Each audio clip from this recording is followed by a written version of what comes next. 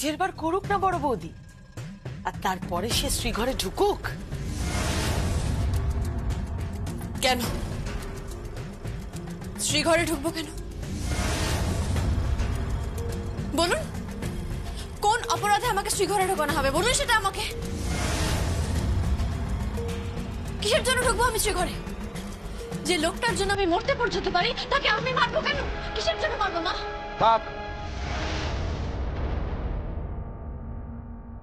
আর কোনো নাটক নয়, অনেক নাটক হয়েছে। এই রকি, কি বলছিস কি তুই? এটা নাটক নয়, এটা সত্যি।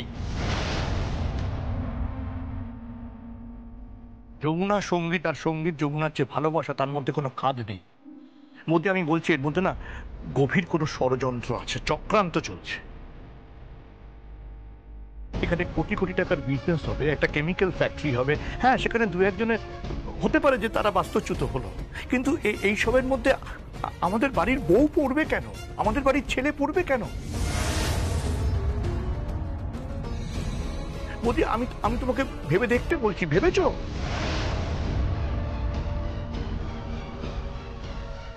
আমার তোর উপর ভরসা আছে যমুনা। আমি বিশ্বাস করি না তুই সঙ্গীতকে কোনো আঘাত করতে পারিস। আমি জানি আইন আইনের পথে চলবে। হয়তো হয়তো তোকে কোর্টেও যেতে হতে পারে, কিন্তু আমি চাইতে বাড়ি ফিরে আয়। তবে যমুনা ঢাকি হয়ে নয়, যমুনা রায় হয়ে।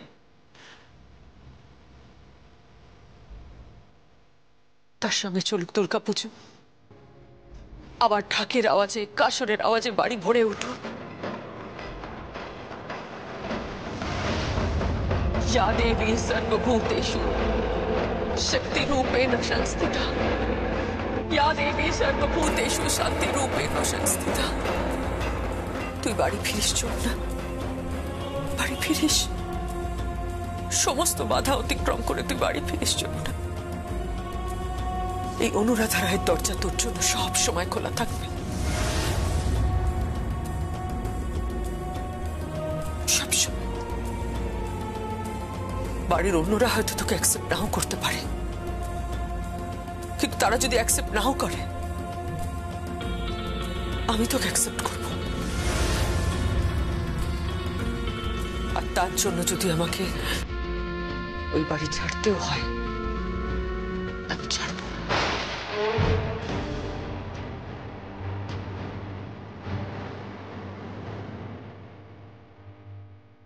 তুই কথা দিয়েছিস যমুনা, তুই ওই বাড়িতে কথা দিয়ে এসেছিস যে তুই মাথা উঁচু করে এই বাড়িতে ফিরবি। তাই যেন হয়। মেয়ে হয়ে আমি যেটা করতে পারিনি, তুই সেটা করে দেখাস যমুনা, তুই সেটা করে দেখাস। আমি সবসময় তোর পাশে আছি, সবসময়।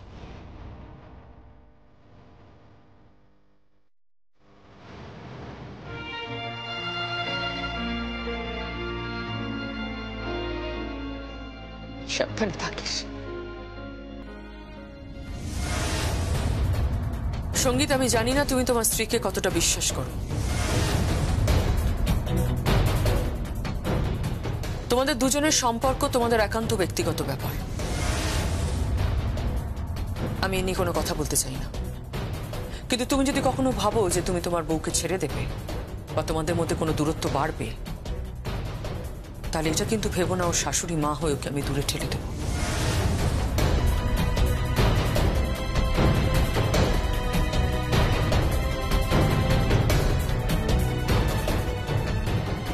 যমুনাকে আমি কোনোদিন ছাড়বো না। আমি কখনো ওকে গীতের থেকে কম ভাবিনি। I am proud of her. তাই তুমি ওর সঙ্গে সম্পর্ক রাখবে কি রাখবে না আমি জানি না, কিন্তু আমি যমুনাকে কোনোদিন ছাড়বো না।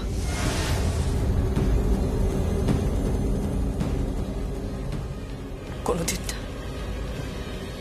বরং তখন আমি আমার পুত্রবধূ ভাববো না, ওকে আমি আমার মেয়ে ভাববো।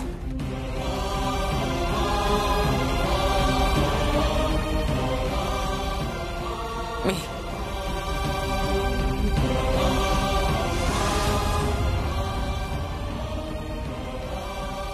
চল কল্যাণ। তুমি যাও বলি, আমি আসছি 1 মিনিট। যমুনা, সামনে আমার মেয়ের বিয়ে, তারপর বাড়িতে দুর্গা পুজো, তাই না?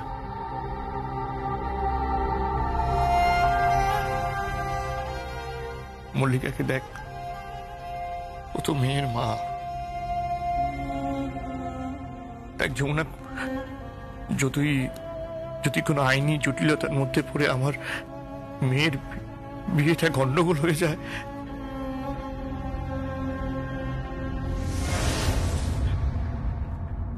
যমুনা, আমি একজন স্বার্থপর বাবার মতো বলছি, আমি মেয়ের বাবা হিসেবে বলছি,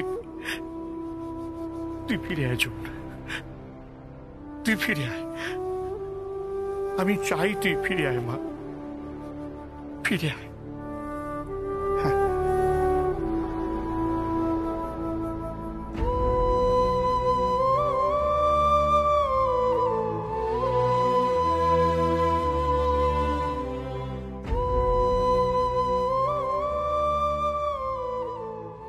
কি আপনি হাত জোর করছেন কেন? আপনি হাত জোর করবেন না আমার সামনে। যে বাড়িতে আমার মেয়ের বিয়ে ঠিক হয়েছে, সে বাড়িতে যদি সব ঝামেলার কথা জানতে পারে, তাহলে আমার মেয়ের বিয়ের সমস্যা হতে পারে। মা তো মেয়ের ভালো পাত্রে খুব লোভ হয় রে যমুনা, খুব লোভ। দেখিস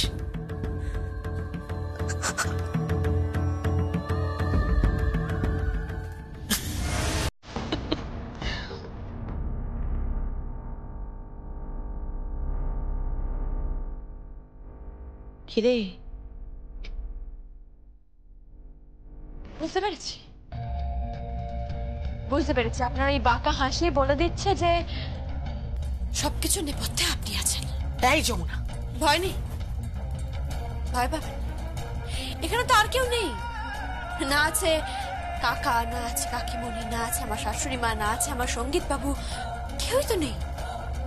আপনি আছেন, আপনার পাশে রকিদা আছে, আর তো কেউই নেই।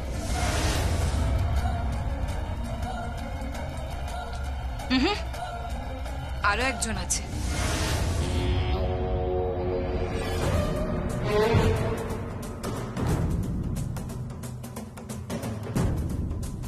নেপথ্যে তো বড় পিসুমণি আছে, কিন্তু সুতো তো আমার হাতে ছিল না।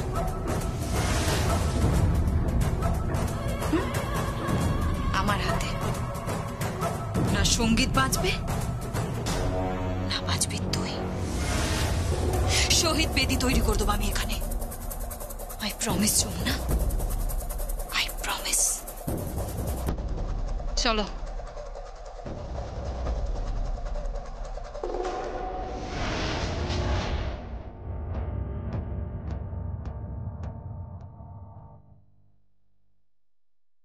আগুন জ্বলবে এই অঞ্চলে, আগুন জ্বলবে। আরো খেপানো হচ্ছে এই অঞ্চলের লোকজনদের। ইনফ্যাক্ট 2 পক্ষ অলরেডি হয়ে গেছে। এক পক্ষ চায় কেমিক্যাল ফ্যাক্টরি, আর এক পক্ষ চায় বাড়ি আর জমি। এই নিয়ে অনেক বড় লড়াই হবে যমুনা, অনেক বড় লড়াই। আর সেই লড়াইয়ে তোদের এই গোটা গ্রাম জ্বলে যাবে। আর সেই আগুনে জ্বলবি তুই আর সঙ্গীত।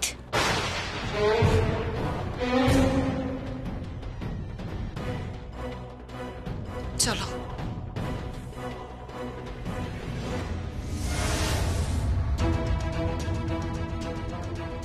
দিদি, দিদি কি হবে? দিদি কি হবে?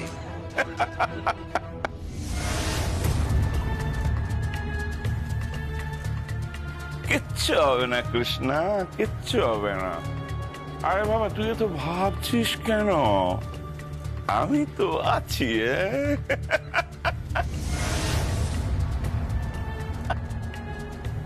শোন, যখন পুরো বাড়ি দাউ দাউ দাউ দাউ করে জ্বলবে, তখন আমি এসে তোকে টুক করে তুলে নিয়ে গিয়ে একটু ইয়ে করবো। এই ভূষণ, আরে বাবা, স্বাদটা তো আমার এখনো মরেনি রে। হাজারো ইয়ে বাবা, পুরুষ মানুষ তো।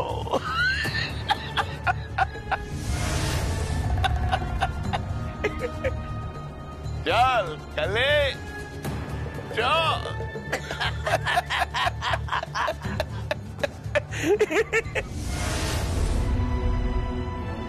চল না, কি হবে বলতো?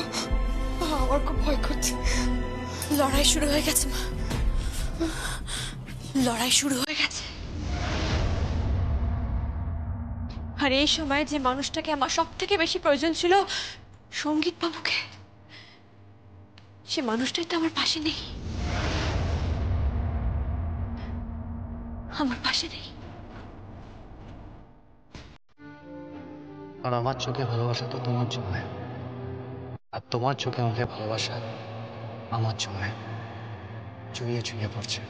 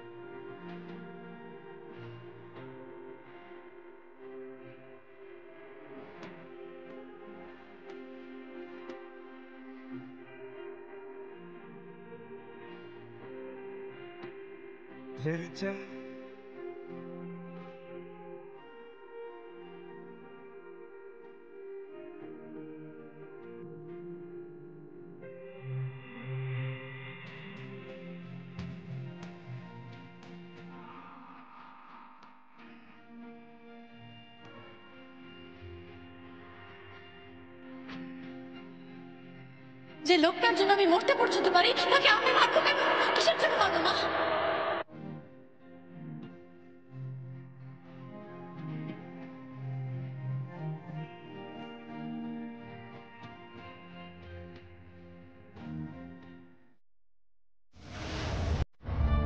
শ্রীতমারায় কে আছেন? আমি কেন বলুন? আপনার নামে একটা পার্সেল আছে। পার্সেল আমার নামে? হ্যাঁ, কই দেখি। এখানে কাইন্ডলি একটা সাইন করে দেবেন। হ্যাঁ, থ্যাংক আছে। ইউ।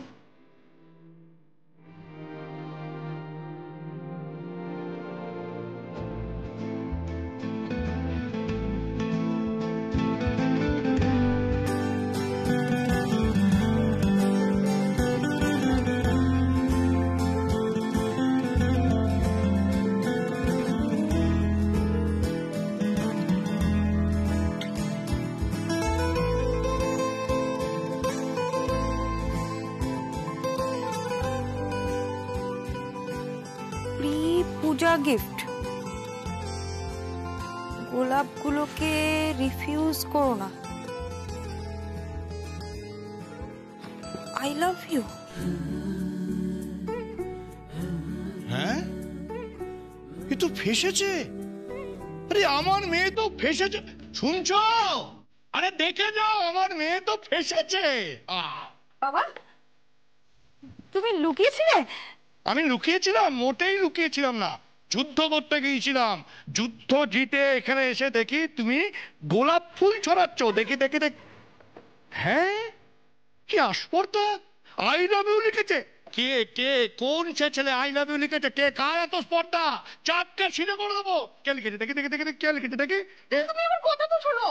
কি শুনো? আমাকে আগে দেখাও কে লিখেছে, দেখি, দেখতে চাই আমি, দেখি। কি হয়েছে কি? দাদা ভাবতে পারবে না, আমার মেয়েকে দেখো কত গোলাপ পাঠিয়েছে, সঙ্গে আই লাভ ইউ লিখেছে। এত বড় স্পর্ধা কে লিখেছে? হ্যাঁ, কে লিখেছে আমি জানতে চাই। দেখি এই দেখাবি না মানে? দেখি। তোকে প্রেমপত্র পাঠিয়েছে, সে জানে না তোর বিয়ে ঠিক হয়ে গেছে? তোমরা আমার কথাটা তো শোনো। আমি কি শুনবো? দেখ, দাঁড়া। মল্লিকা, কি কি হয়েছেটা কি? কি হয়েছে তুমি ভাবতে পারছো? দেখো তোমার মেয়েকে দেখো, কি একজন কত গোলাপ পাঠিয়েছে দেখো। গোলাপ? হ্যাঁ। সে কি? কে গোলাপ পাঠিয়েছে তোকে? সামনে না তোর বিয়ে। মা তুমি আমার কথাটা তো শোনো। কি কথা শুনবো? হ্যাঁ, চড়িয়ে না তোমায় একেবারে সোজা করে দেবো। আহা, দাঁড়াও ও কি বলতে চাইছো বলুক না। কি বলতে চাইবে? তুমি ভাবতে পারছো আমার মেয়ের বিয়ের সম্বন্ধ হতে না হতেই কে প্রেমপত্র পাঠিয়েছে তোকে? হ্যাঁ, কার এত বড় স্পর্ধা? কে সেই দুরাত্মা যে তোকে গোলাপ ফুল পাঠিয়েছে, প্রেমপত্র পাঠিয়েছে? কে? বাবা, তোমার হবু জামাই পাঠিয়েছে। হবু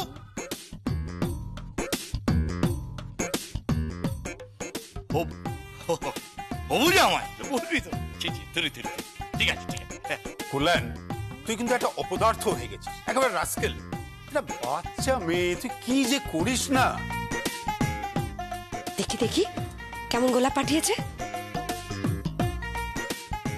কি হয়েছে? গোলাপ পাঠিয়েছে। কে পাঠিয়েছে? বিশ্বাস করো জেম্মা, আমি বলিনি।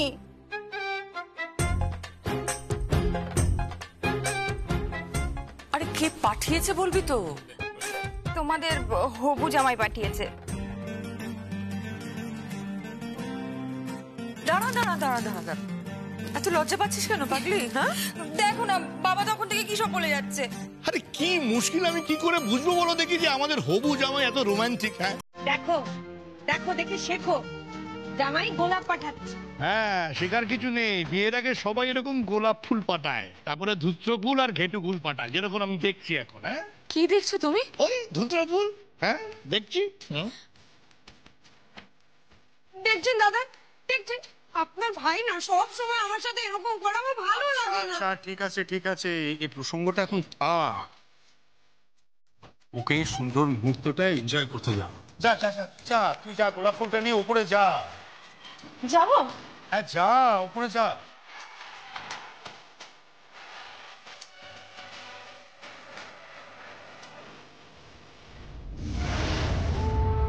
মেয়েটাকে তো পাঠিয়ে দিলে তার ভালোবাসার জগতে গোলাপ নিয়ে, কিন্তু নিজের ছেলেকে, তাকে তো তুমি আলাদা করে দিচ্ছ তার ভালোবাসার মানুষের কাছ থেকে।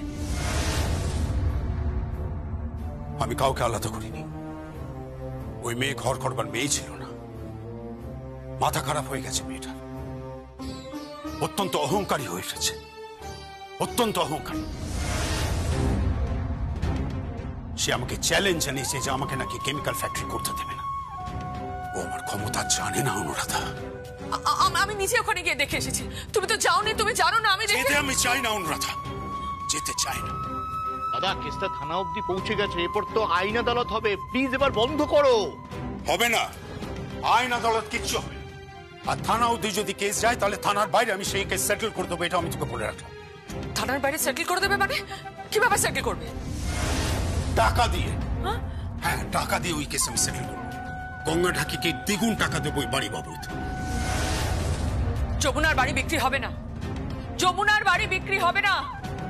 ওর কাছে শ্বশুর বাড়ি যতটা ইম্পর্টেন্ট, বাপের বাড়ি ইকুয়ালি ইম্পর্টেন্ট। আমাকে সমস্ত কথা একদম বলবে না, একদম বলবে না সমস্ত কথা। একটা কথা শুনে রাখো, টাকাতে যদি না হয় তাহলে কিন্তু আমি আগুন জ্বালিয়ে দেবো অনুরাধা।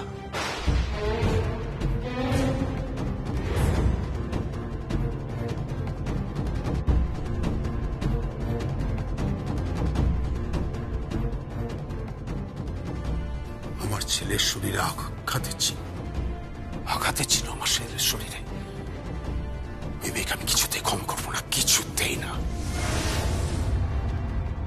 বাবা আমার কিচ্ছু হয়নি, আমি ঠিক আছি। কিচ্ছু ঠিক নেই, তুই কিচ্ছু ঠিক নেই। কোন ছেলের যখন চোট লাগে তখন তার বাবার কোথায় কি লাগে সেটা কোনো বাপকে গিয়ে জিজ্ঞেস কর। আর যে তোকে চোট দিয়েছে তাকে আমি কিছুতেই ক্ষমা করবো না, কিছুতেই না। গঙ্গা ঠাকি আর যমুনা ঠাকির নাম আমি ওই কুসুমপুর গ্রাম থেকে উড়িয়ে দেব।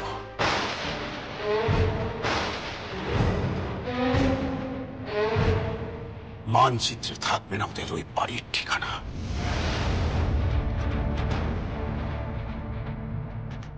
এটা আমি বলে রেখে দিলাম। শোনো আমার কথাটা শোনো, কথাটা শোনো। তুমি বললেন তোমার দাদাকে আটকাও প্লিজ। আটকানো যাবে না বৌদি, আটকানো যাবে না। আসলে কি জানো তো বৌদি, দাদার অহঙ্গে লেগেছে। হ্যাঁ, যতদিন না যমুনা দাদার ওই উচ্চতাকে ছাপিয়ে যাচ্ছেন, যতদিন না দাদা বুঝতে পারছেন যে যমুনার কাছে মাথা নিচু করা যায়, ততদিন এটা আটকানো যাবে না। আসলে বাবা মা তো সন্তানের কাছেই মাথা নিচু করে বরাবর, তাই না? নাহলে বাবা মা তার সন্তানকে কোলে নেবেন কি করে, কোলে তুলে বুকের কাছে রাখবেন কিভাবে? আমরা বড় হয়েছি বলে আমাদের এই অবস্থানটা তো পাল্টে যেতে পারে। দাদা এটা বুঝতে চাইছেন।